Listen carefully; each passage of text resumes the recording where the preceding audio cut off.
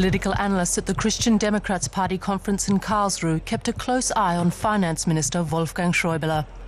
The political heavyweight in Merkel's government, he's well respected but also controversial.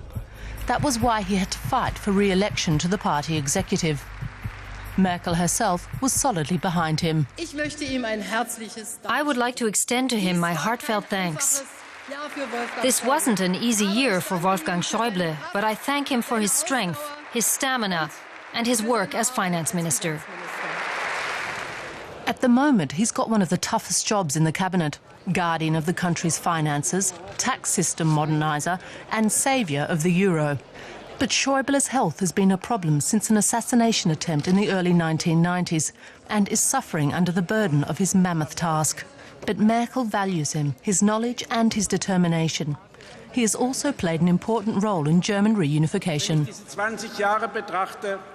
Looking back at these past 20 years, I have a great deal to be thankful for. And based on the experiences of these last 20 years, we've all got cause to be optimistic. That's why, my dear friends, I'm prepared to keep on serving as best I can.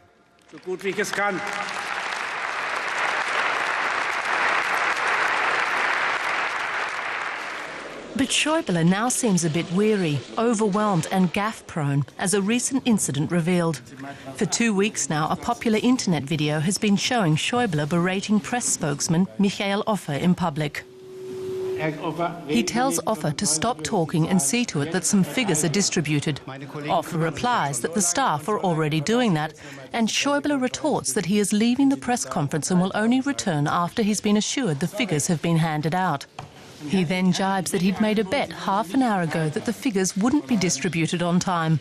Offer tells Schäuble he'll see to it. The minister's flash of temper left journalists astonished. Power showing its harsh face. 20 minutes later, Schäuble seemed to be enjoying a spectacle that was actually tarnishing his image. He asks for someone to go and get the press spokesman for him. Analysts say Schäuble underestimated the consequences of his behaviour, which went far beyond party circles. This has damaged him dramatically. In the latest public opinion surveys, Schäuble is rated much lower than he was previously. Up to now, he's been in many people's good books, so to speak, because of his straightforwardness and credibility.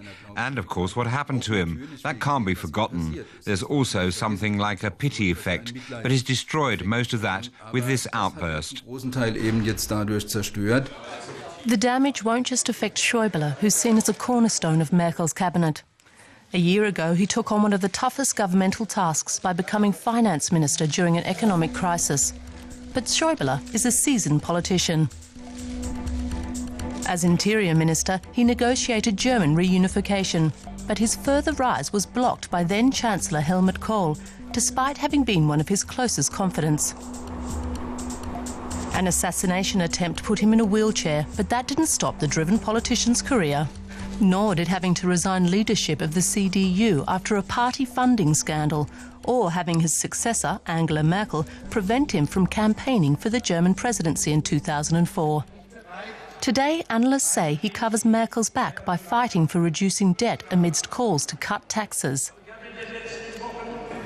There are 50 billion euros in new debt. We're not swimming in money. In fact, we're actually in the process of drowning in debt. Schäuble is ambitious, awkward and admonitory.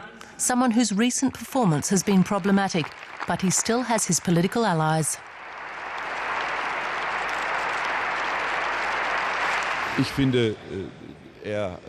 He's contributed enormously, and he's such a political hard-hitter in this government that I think he can simply continue on his course. In the end, he's going to have to decide for himself whether he can keep bearing that responsibility and for how long. So for now, Schäuble has opted to fight on in Merkel's cabinet, leaving everyone else guessing as to when he's going to put down his gloves.